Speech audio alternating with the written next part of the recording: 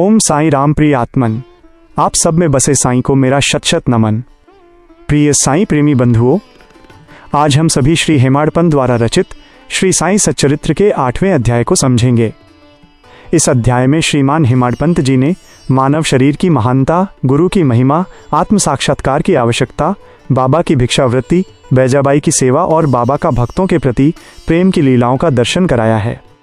आत्मन, साईं बाबा तो गुरुओं के भी गुरु हैं। बाबा साक्षात ब्रह्म हैं। आप सोचते होंगे कि बाबा तो अब शरीरधारी नहीं है, फिर भी उनके लिए हैं शब्द का उपयोग क्यों किया जा रहा है।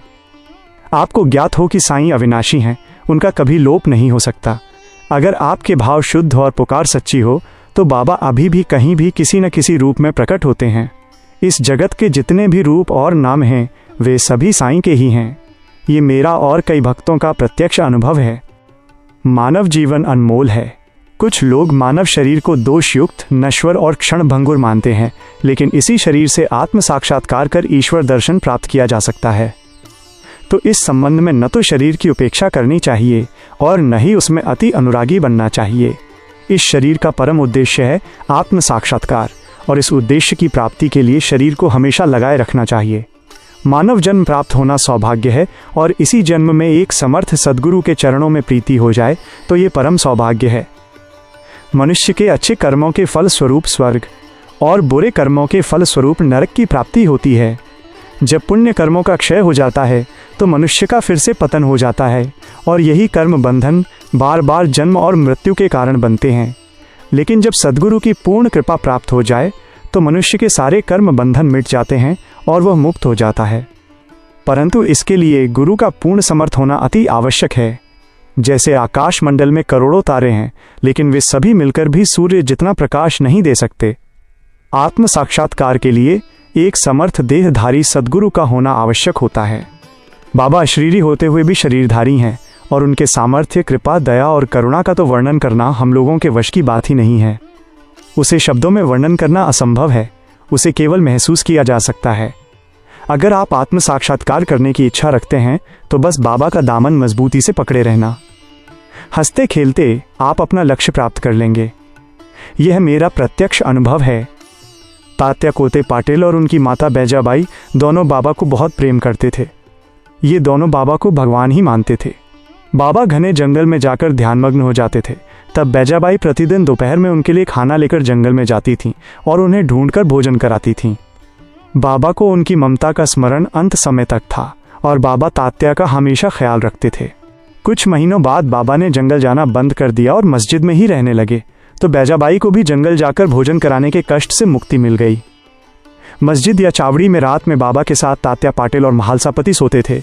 रात भर बातें होती रहती थीं। बाबा उन लोगों को ज्ञानवर्धक कथाएं सुनाते रहते थे। जब इन दोनों में से किसी को भी नींद आती तो बाबा उन्हें झकझोर कर जगा देते थे।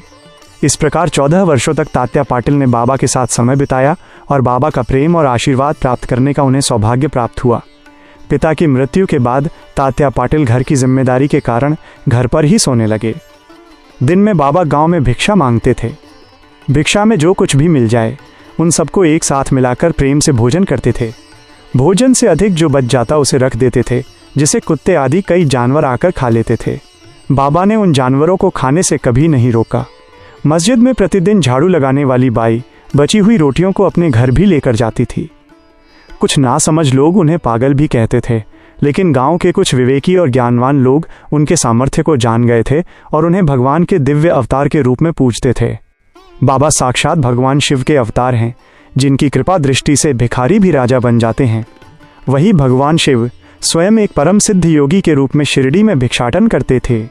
जैसे भगवान शिव अपने पास कुछ भी सांसारिक वस्तुएं नहीं रखते हैं, लेकिन जिस भक्त पर उनकी कृपा हो जाती है वो माला माल हो जाता है, क्योंकि उनके पास महालक्ष्मी की सिद्धि है। उसी तरह बाबा की कृपा दृष्टि प्राप्त करने वाले भक्तों का दोनों लोक संवर जाता है। बाबा को भिक्षा देने वाले भी परम सौभाग्यशाली होते हैं। सभी को बाबा को भिक्षा देने का सौभाग्य भी प्राप्त नहीं होता है। बाबा अपने जीवन काल में भी कई घरों के सामने केवल फेरी ही लगाकर लौट जाते थे। बाबा ने जिससे भिक्षा ले ली, समझो उसके भाग्य बदल गए। भाग्य बदलने का अर्थ यह नहीं कि उसे सांसारिक सुख सुविधाएं मिल गईं। बाबा उसके रखवाले बनकर उसका परम उद्धार कर देते हैं। मतलब वो भक्त सांसारिक और आध्यात्मिक धन का अधिकारी बन जाता है। शिरडी के पास के गांव राहता निवासी मारवाड़ी सेठ चंद्रभान जी को बाबा बहुत प्यार करते थे। उनकी मृत्यु के बाद उनके भतीजे खुशहाल चंद पर भी बाबा का प्रेम था। बाबा कभी बैलगाड़ी पर बैठकर अपने अंतरंग भक्तों के साथ उनसे मिलने जाया करते थे। बाबा कभी किसी एक खास समुदाय में नहीं बंधे, ये बाबा की ईश्वर के समान व्यापकता है। शिरडी गांव के एक तरफ राहता गांव था तो दूसरी तरफ निम गांव था। बाबा इन दो गांवों के अतिरिक्त कहीं बाहर नहीं गए। फिर भी बाबा को सभी रेलगाड़ियों का टाइम टेबल मालूम था।